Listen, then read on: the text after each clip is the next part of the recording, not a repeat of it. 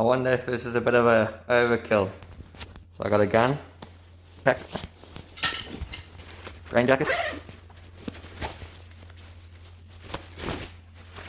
last one.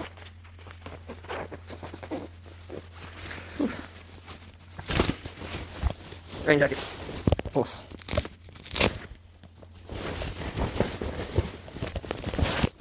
Oh, put this like this. Papa.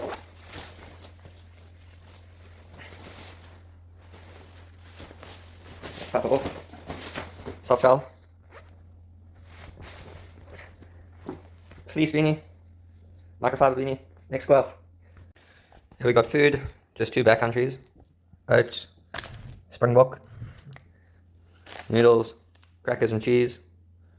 With a coffee. Luxury. Peanut butter paste. Biltong. Not that much. A lot of shitload of nuts. 1 packet of sweets. Too much chocolate. Won't take all this chocolate here. And then a few bars. Those bars that you gave us. You guys are quite privileged to get this information. So the events in this coming video all occurred around here. So I got a friend from Lake Coleridge Station to drop me off after work. So it was about 9 o'clock in the evening when we crossed this Wilberforce River here, and he dropped me off just about here somewhere. And then I walked until I couldn't anymore, and I set up camp right here before this very narrow river valley over here.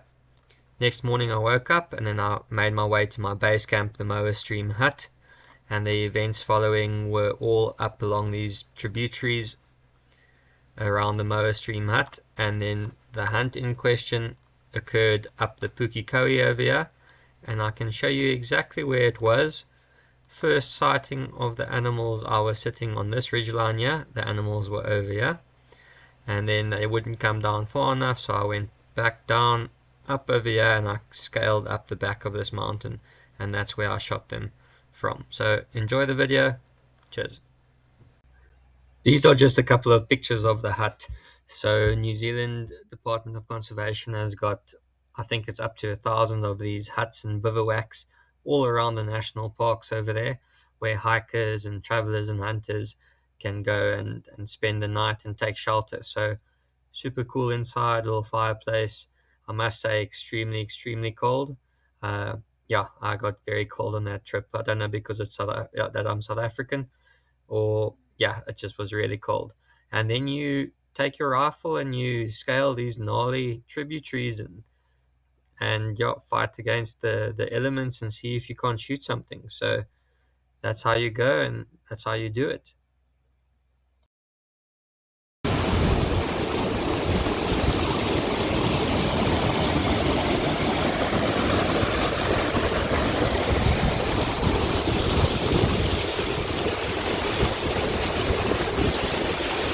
Saturday 29th August 2020. Yeah, I've gone up the stream just down from the Pukekohe. Yeah, it's always freaking gnarly, man. Like, yes, I don't know, it looks so close on the map, but wow, I don't know what's gonna happen. Just had lunch. So yeah, 1 o'clock. We'll see. I don't think I can get up top there. I think you have to go from a different way. But anyway, weather looks okay. There are a few clouds in the sky.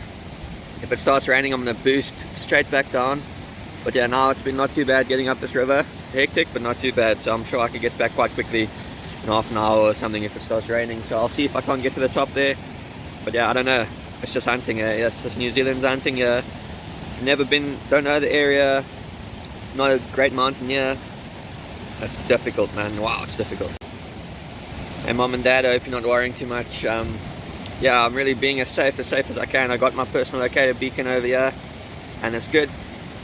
Yeah, it's not easy stuff I'm doing, but I mean, I'm not doing crazy stuff or trying to get over mountains. And if it gets too bad, I turn back and make sure I've got enough time to turn back. So it's not too bad. The worst thing is this heavy pack. Like, yeah, man, I just don't want to. The pack's just so heavy. So that's what the difficulty at the moment. But yeah, it's just how it is. I'm hunting wild, and we'll see what happens. So yeah, I love you so much, and yeah, don't worry, this isn't the last video, don't worry. Sorry about getting soppy over there, but we know when you're going hunting and you're doing the solo mission, you're out there in the wilderness.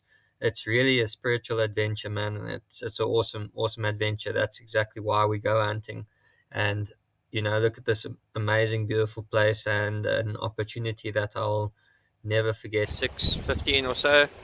Just finished second day of hunting now. Yeah, unsuccessful. Nothing seen. But it's been good. I woke up this morning and it was raining, so I well, I mean, I didn't go out until quite late, and then I went up a small side stream. It was stupid. I shouldn't have gone up there because yeah, I didn't know that I could get to the top. Anyway, I got bluffed out way at the top at about 1 o'clock. Had to come back. So kind of wasted the day. Tomorrow I'm going to go up to the North Stream, down that track. There's a walking track there, and then I'm going to go to the unknown hut and see what happens over there. So the biggest hindrance to my success on this hunt was my lack of mountaineering experience and lack of knowledge of the land. If I knew the streams better, the tributaries to get up, it would have been a lot easier, and I would have known where to go, and I would have had the confidence to get up there, and I would have shot a lot more buck. Tomorrow I'll be crossing the river here, not over here, but upstream, better, slower. Maybe Saturday now, Thursday, Friday, Saturday, day 3. No luck yet, it's been hard to get to the tops. So yeah, anyway, where I am. It's pretty gnarly, but yeah, it's hard to get to the tops. I haven't seen any chamois yet, so we'll see what happens. But it's okay. Back to that tonight.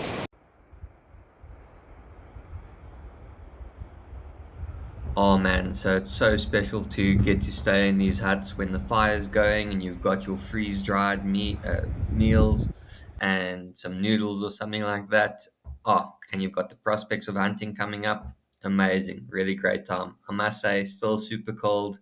The fire dies in the evening, and yeah, you do get cold. But yeah, luckily they've got visitors book, so you write what you've hunted in there and where you're going, so that if you do get lost, they can find you.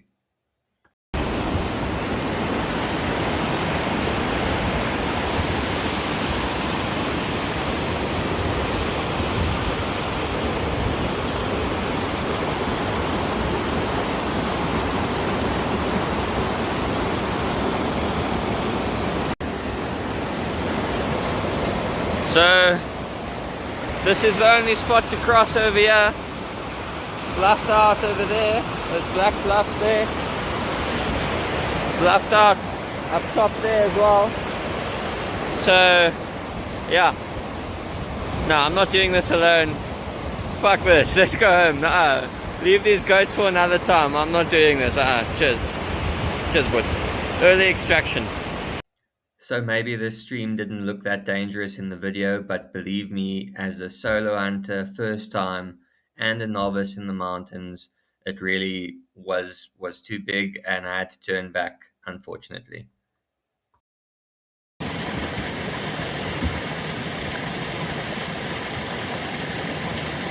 How's it? Third day now. Haven't shot anything. To be honest, it's just too difficult. I go up these streams and I get bluffed out and I can't get over it. I don't know what to do. So that's hunting in New Zealand for you. It's really difficult to learn, and to be honest, I'm quite inexperienced in this area, so the best thing is to just go up, get bluffed out, and come back down if you're in doubt. So that's just what happened now. But anyway, what can you do? We'll carry on and I'll see if I can get something. But yeah, it's just an amazing experience, and yeah, it's just been an amazing time. So pretty great. Beautiful country, really tests a person, and it's good for the soul. It's awesome. Cheers. Facing all of the tributaries coming down into the valley, I went up the Pukiko again, which I tried to go up on the first day with a big heavy pack on, and I couldn't succeed. So this time I just took my soft shell jacket and I went on up to try and see what I could do. And it opened up. I got over the bluff that I was in originally, and then the most amazing thing happened. Yeah, I just shot a chamois. Don't know if I'll be able to retrieve it though. Maybe I'll come back tomorrow. But this is where I am. I shot it over there. I don't know. Okay, so I just shot a couple of chamois over there. I need to retrieve them. I don't know how, but luckily I shot them. I came up this side here, so we'll see what I can do. Maybe go back down around and around there. I don't know if I'll be able to get them. Shit. Darn. Yeah, I came up this way, so we'll see what happens. Righto. The chamois with the X is the one I shot first, which fell off the edge of the cliff. The second one, I shot a far back lung shot, and it struggled over and fell off the same cliff. Yep, so that's where I came up. Ooh. Slow and steady down, boys. How's it? What, fifth day now, Monday the 31st of August. Went up this morning, tried to go up the Pukiko again, and I got to the end, I got to the head base, and I was like, oh my gosh, after about an hour, 2.5 hours, and oh, that was good. I saw some chamois, my second and third chamois that I'd seen for the trip, and then yeah, I'm outside the hut now, and then I was just wearing this soft shell and this other thing, and it started getting cold. I was watching them, and I said they could maybe come down to about I was in a position to shoot them at about 300. If they came down another 100 meters, they were about 500, so if they came down another couple 100 meters, I could have shot them, and I thought I'd be able to get them. So I waited, but then it got too cold, so I decided to go back down, and I kept on walking, and the weather cleared up. And then I just looked on the other side of the mountain, and it looked good, like they could, like I could climb up there. So I climbed, and as I started getting scared, I was like, but you shouldn't be up this high. And I said, I just need to get to the top. I'm like 10 meters away, but 10 meters up there is, it's heavy. And then I got to about 2 meters from the peak of this little ridge, and there they were on the other ridge, and they saw me, and I was, oh my gosh, and I put my bipod out, and it wasn't long enough, and I should have been smarter and more calm, and just crawled the extra 2 meters, got a good rest, and I could have shot it in a spot where I would have been able to retrieve it. But then I shot freehand, and I missed. Shot again, and I missed. Idiot. And then I climbed over, they were gone, and I said, oh, I just have to go to this next little ridge. Maybe they're over there. So I went down. That time I wasn't scared anymore. I was just like, I gotta go and check this thing now. So then I went to the next ridge. As I got over the next ridge, there they were, and I got sat down in the brush and stuff, and I calmed myself down a little bit, and I shot, and I hit this one and fucking bowled over just like that. But over the freaking edge of the cliff, man. And then, yes, and I was shaking, and I was like, oh my gosh, I've done this or whatever. And then from down the bottom, its buddy was still there, and it started coming up, and I ranged it 90 meters. I don't know why I ranged it. And then I got ready for the shot, and as he got to like the same spot, just a bit below, I shot again, and I hit him. Nice shoulder shot, back lung. Saw him take the recoil, but then he went up the extra 2 meters or so and over. So I'm sure he died over the edge there too, but I definitely got the one. And I 100% got them both, but I had to turn back, because yeah, it was a bit rainy, and I was already so scared being up there, but then I got down and it was okay. So yeah, I know I can get up there, and I know I can get down, so tomorrow morning I'll go and find those 2 chamois. So yeah, at least I shot one. Oh, it was epic, it was crazy, it was awesome. But yeah, I'm back at that now, 3:30, so Lucky, let's go. So guys, you can see on my face here that I'm truly sad. I can't explain the excitement I had that night sleeping after I'd shot these animals. I sent long voice notes to all of my friends and family, knowing that once I got out of the mountains, those voice notes would send to them. But man, I wake up in the morning and there's like a foot of snow, and I knew that I'll never be able to go up the rocky cliffs and stuff. And even if I were to go up the cliff to where the animals were, they'd be covered in snow and I probably wouldn't find them. Maybe I should have gone to look, but I would never have found those animals. And yeah, truly disappointing. I mean, I'm still sad to this day, 5, 6 years later. So it just gives one reason to go back, you know. And unfortunately, that's hunting.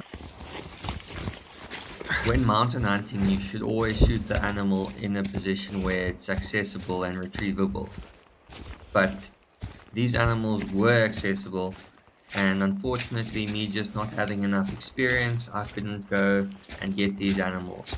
And honestly, if it didn't snow the next day, I knew exactly where they were. I can still tell you where those animals were shot today, and I would have retrieved them. And I don't know why we had that snow and the real unfortunate event of it, but maybe just teaching me a valuable lesson about hunting, that yeah, you want to get it, but at the end of the day it's about the experience. It's not always about the trophy. But man, was it an epic experience, and one that lives on in your heart because of the fact that you couldn't find those animals even though you knew they were dead. Looks like it's a bit deeper here. Shut. This is where I camped on the first night. Just over here. Oh yeah, we got some old tracks. Yeah, nice day. 6-day solo hunt up into the mountains here in New Zealand. My feet are wet crossing the rivers. Had lots of snow yesterday and I'm not walking out with anything. Just wanted to make this video because of all the hype about, you know, to share the reasons why we hunt. So lots of people say it's for conservation, and this type of hunting I don't do particularly for conservation. It is used as a conservation tool. You know, if someone's got to keep the population of chamois and deer and tar down in New Zealand, or else they might, without natural predators, you know, do damage to the natural vegetation. I might hunt an elephant or a lion or a rhino for conservation, because without a monetary value they just become bushmeat, and that is a tool for conservation. But why I went on this hunt is for different reasons. I went on this hunt to test myself, my character, my body, climbing up those mountains, my perseverance, patience, tenacity, everything, doing it alone. I also hunt because of spirituality, getting close to nature. It's the first time I've ever seen snow, really hunted in snow. I'm from South Africa, and it's to get close to nature, man. Spirituality, see life and death. Lots of us don't understand life or death. When you're a hunter, you know. I lost a good friend, and you can help process that with knowing what life and death is. So the final day walk out alone was about 20 kilometers, and it took the whole day to walk out. It's not an easy walk considering all of the river boulders one has to go over and traverse. Well, I don't know how many kilometers I've walked, but I've walked quite a few. It's been a few hard days, but bloody good days, that's for sure. So yeah, I'm sitting at the Wilberforce River up here in South Island, New Zealand, central New Zealand, South Island, and I've just done my 6-day hunt. I shot something, a chamois, but unfortunately I could not retrieve it on the day, and the next day the snow came down and I couldn't the animal would be covered up, so I couldn't get it. But yeah, my first big solo hunt. I'm pretty proud, pretty happy. Went well, went really well. I'm waiting now for my extraction. My good friend Ryan O'Sullivan is going to come pick me up. So yeah, it's a wonderful time. It's been really amazing.